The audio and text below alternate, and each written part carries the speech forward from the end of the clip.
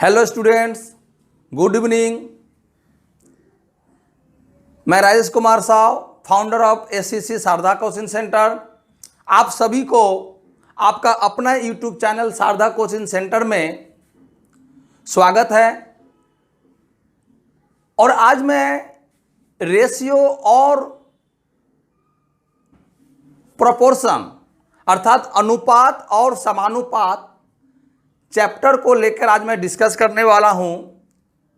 लेकिन इस चैप्टर का सम्स को आगे बनाऊं इससे पहले इसके कुछ बेसिक्स कॉन्सेप्ट है वो हमें समझना सबसे पहले जरूरी है। तो आइए हम उस बेसिक कॉन्सेप्ट को समझें। जैसे रेशियो एंड प्रोपोर्शन चैप्टर में एक टर्म्स आता है आपका जिसको कहते हैं हम लोग पूर्व पद। पूर्व पद जैसे कि नाम से मालूम चलता है, पूर्व माने पहले। मैं इसको एक्सप्लेन कैसे करूंगा, अगर मुझे इसको डिफाइन करना हो तो मैं कैसे करूंगा। किसी अनुपात का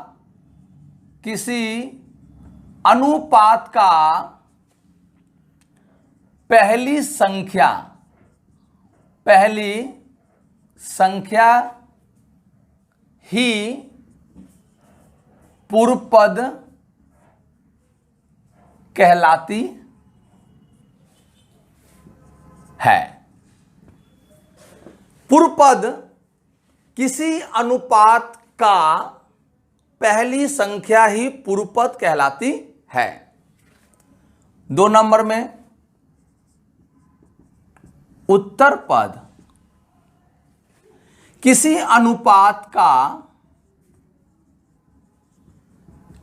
अनुपात का दूसरी या अंतिम संख्या ही उत्तर पद कहलाती है। आइए उदाहरण से समझें। सपोज 3:2, यह एक अनुपात है। इस अनुपात का पहली संख्या 3, पहली संख्या पूर्व पद अर्थात यह हो गया पूर्व पद। दूसरी संख्या या अंतिम संख्या जिसे हम कहते हैं उत्तर पद। देन नंबर 3 गुरु अनुपात।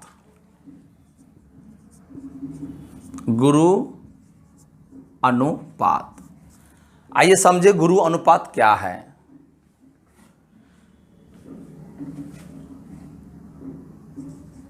कोई अनुपात का मान a/b ग्रेटर देन 1 हो तो ऐसी अनुपात गुरु अनुपात कहलाती है। या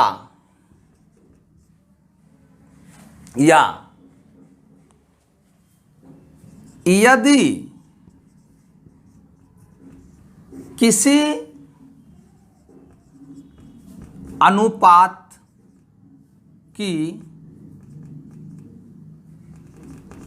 पहली संख्या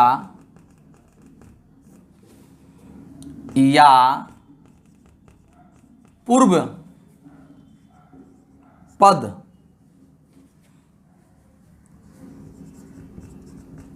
दूसरी संख्या या उत्तर पद से ज्यादा या अधिक हो तो ऐसी अनुपात गुरु अनुपात कहलाती हैं। कोई अनुपात का मान a/b ग्रेटर देन 1 हो तो ऐसी अनुपात गुरु अनुपात कहलाती है। या तो एक इस तरीके से समझिए, या एकदम सिंपल अगर मैं भाषा में समझाऊं तो किसी अनुपात की पहली संख्या या पूर्व पद दूसरी संख्या या उत्तर पद से ज्यादा या अधिक हो तो ऐसी अनुपात गुरु अनुपात कहलाती है। क्लियर? अब आ जाइए लघु अनुपात। अब आ जाइए लघु अनुपात।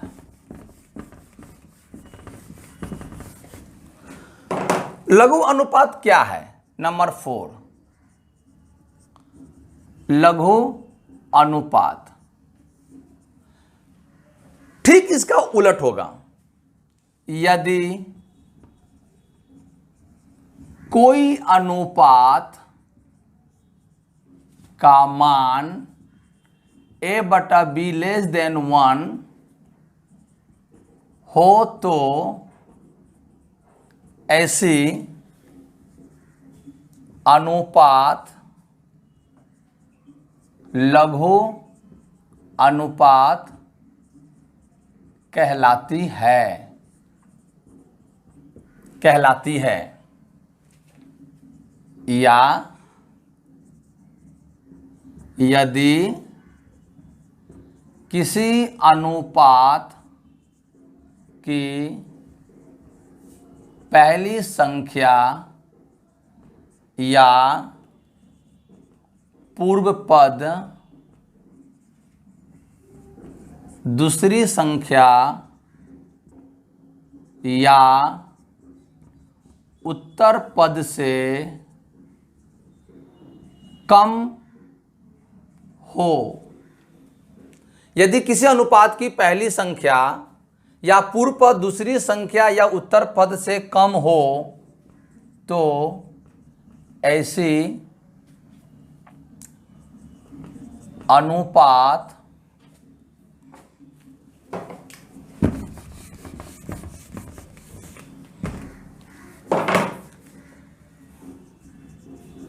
लघु अनुपात कहलाती है। उदाहरण अगर मैं दूं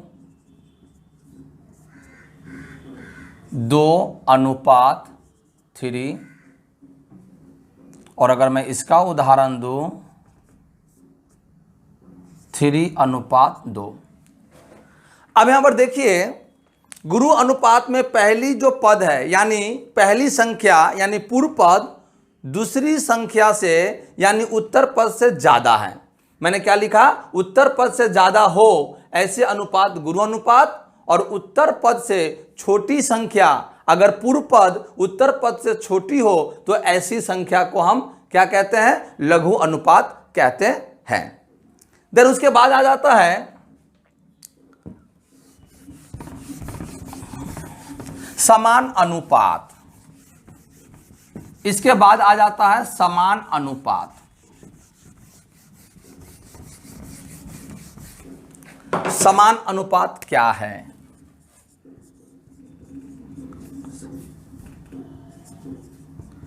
समानुपात ये क्या है? यदि किसी अनुपात की पूर्व पद और उत्तर पद समान हो ऐसी अनुपात समानुपात कहलाती है। जैसे 2:2। देखिए इस अनुपात में 2 पूर्व पद है और उत्तर पद भी 2 ही है, अर्थात दोनों पद समान हैं, इसीलिए इस अनुपात को समान अनुपात कहते हैं। उसके बाद आ जाता है एक और टर्म है विषमानुपात। विषमानुपात, विषमानुपात। यदि किसी अनुपात की पूर्व पद और उत्तर पद असमान हो, ऐसे अनुपात विषमानुपात कहलाती हैं। जैसे 3:2 या 2:1, क्योंकि दोनों अनुपात देखिए, दोनों अनुपात समान नहीं है, इसीलिए इस अनुपात को विषमानुपात कहते हैं। अब आ जाते हैं नेक्स्ट में।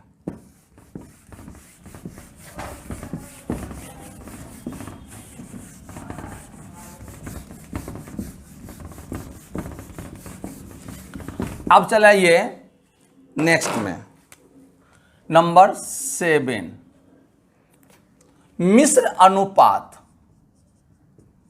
मिश्र अनुपात क्या है?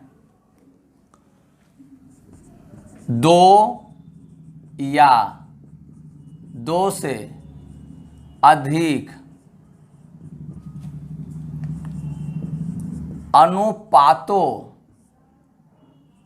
के पूर्व पदों का गुणनफल का पूर्व पद एवं उत्तर पदों का गुणनफल का उत्तर पद से बना नया अनुपात मिश्र अनुपात कहलाती है। जैसे 3:2, 2:3 और 3:3। जैसे देखिए यहाँ पर 3 अनुपात दिया हुआ, 3:2, 1:2, 2 और 3 अनुपात। मैंने क्या बताया? 2 या 2 से अधिक। इसके बगैर भी ये 2 अनुपात को लेकर मिश्र अनुपात बन सकता है, या 2 से ज़्यादा 3 भी हो सकता है, 4 भी हो सकता है, 5 भी हो सकता है। तो यहाँ पर 2 या 2 से अधिक अनुपातों के पूर्व पदों का गुणनफल, पूर्व पदों का गुणनफल, पूर्व पद, बहुत गौर से समझने का चेष्टा कीजिए। पूर्व पद और पूर्व पद, पूर्व पदों के गुणनफल, पूर्व पदों के गुणनफल। चले आइए, पूर्व पदों के गुणनफल 3:2:3 अनुपात का चिन्ह दे देंगे। अब लिखेंगे उत्तर पदों के गुणनफल। उत्तर पद,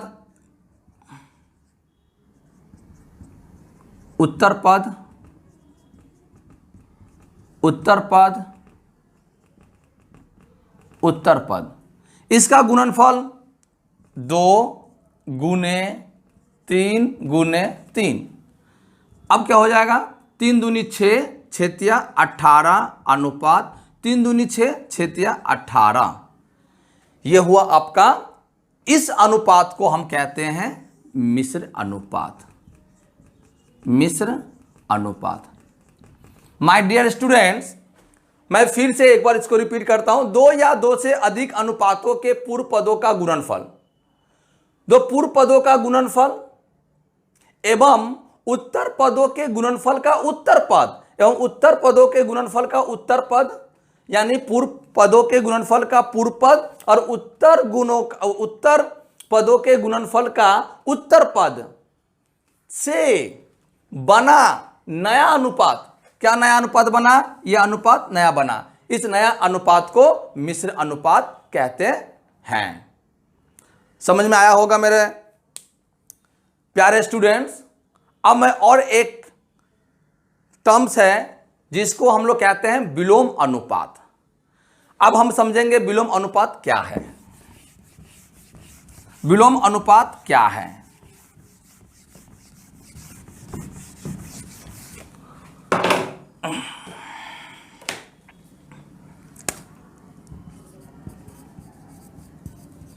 विलोमानुपात, विलोमानुपात क्या है?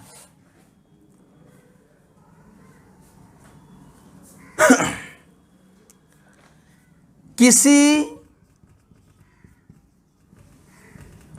अनुपात का पूर्व पद एवं उत्तर पद के स्थान परिवर्तन से बना नया अनुपात विलोम अनुपात कहलाती है। विलोम अनुपात कहलाती है। किसी अनुपात का पूर्व पद एवं उत्तर पद के स्थान परिवर्तन से बना नया अनुपात विलोम अनुपात कहलाती है। तो आइए मैं एक उदाहरण से आपको मैं समझाने का कोशिश करता हूं कि विलोम अनुपात होता क्या है। जैसे मान लीजिए 3:2 पूर्व पद और उत्तर पद स्थान परिवर्तन कर गया, यानी जो पोजीशन में था उस पोजीशन को उसने क्या किया? चेंज किया। स्थान परिवर्तन करना मतलब जो पोजीशन में था पहले से उस पोजीशन से वो अपने आप को बदल लिया। तो मान लीजिए कि 2 पीछे है, हम क्या करेंगे? 2 को मैं आगे ले आऊंगा, 2:3। तो मैं कह सकता हूं कि 3:2 का विलोम अनुपात 2:3 होगा। सो माय डियर स्टूडेंट्स, आज मैंने इस वीडियो में रेशियो एंड प्रोपोर्शन के कुछ बेसिक्स कॉन्सेप्ट आपको मैंने दिया है, बताया है।